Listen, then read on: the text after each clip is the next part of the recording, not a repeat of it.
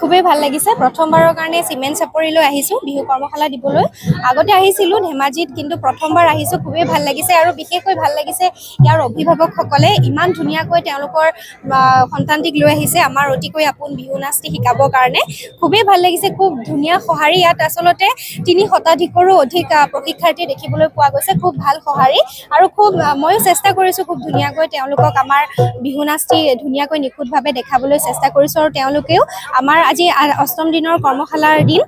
অষ্টম দিনতে তেওঁলোকে আসলতে খুব পাকৈত নাচনীৰ দৰে বিহু নাচিবলৈ লৈছে গতিকে খুবেই ভাল লাগিছে আশা ৰাখিছো আমাৰ এই কৰ্মশালাটি সফল হওক কৰ্মশালাটি সিমেন্ট চাপৰি আঞ্চলিক ছাত্ৰ সন্থাৰ উদ্যোগত যেহেতু অনুষ্ঠিত কৰা হৈছিলে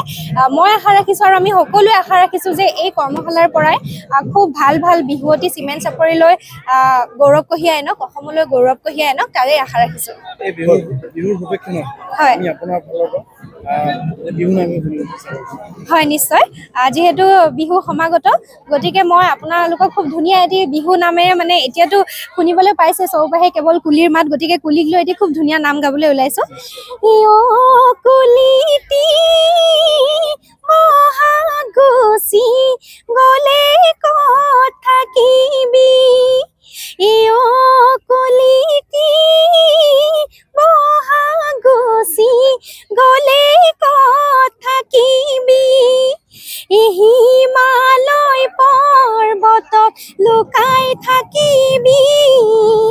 আকৌ বহাগা হিলে ঘূৰি আহিবি আকৌ বহাগা আহিলে ঘূৰি আহিবি ধন্যবাদ বিচাৰিছো উক্ত অনুষ্ঠানত আমি আমাৰ বিভিন্ন সাংস্কৃতিক দল থাকিব আৰু লগতে আমি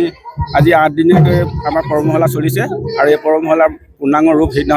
এটা ৰূপ পাব লগতে আমি সাংস্কৃতিক অনুষ্ঠান আমি আয়োজন কৰিছে আমাৰ ছাত্ৰ সন্থা কৰ্মীসকলে সাংস্কৃতিক অনুষ্ঠানত আমাৰ নলিপদেৱ থাকিব অভিনেতা লগতে আমি সিমেন্ট চাপৰি সমূহ জনসাধাৰণক আমি আমন্ত্ৰণ জনাইছোঁ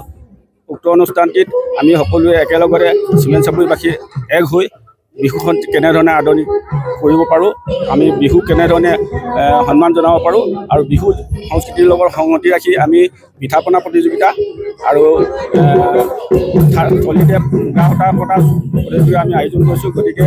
অনুষ্ঠানটিত সকলোকে সহযোগিতা এনেধৰণে কামনা কৰিছোঁ মানে কৈছোঁ মই সিমেন্ট চাপৰি আঞ্চলিক ছাত্ৰ সন্থাৰ উদ্যোগত গত বৰ্ষসমূহ ধৰে এই বছৰ সিমেন্ট চাপৰি আঞ্চলিক ছাত্ৰ সন্থাই বিহু নাচ আৰু ঢোল কৰ্মশালা আয়োজন কৰিছিল 2021 বৰ্ষৰ ডিৱাই বিহুৰাণী নিৰ্জমা কাকতি ইয়াত মুখ্য পৰীক্ষা হিচাপে প্ৰশিক্ষণ দি আছে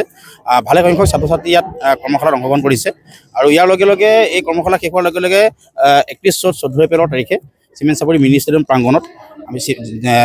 সিমেন্ট চাপৰি আঞ্চলিক ছাত্ৰ সন্থাই ৰঙালী বিহু আদৰণি আমি পাতিবলৈ আমি ইতিমধ্যে আমি সিদ্ধান্ত গ্ৰহণ কৰিছোঁ ইতিমধ্যে আমাৰ যাৱতীয় কাম কাজ চলি আছে আমি এই মুকলি বিহুত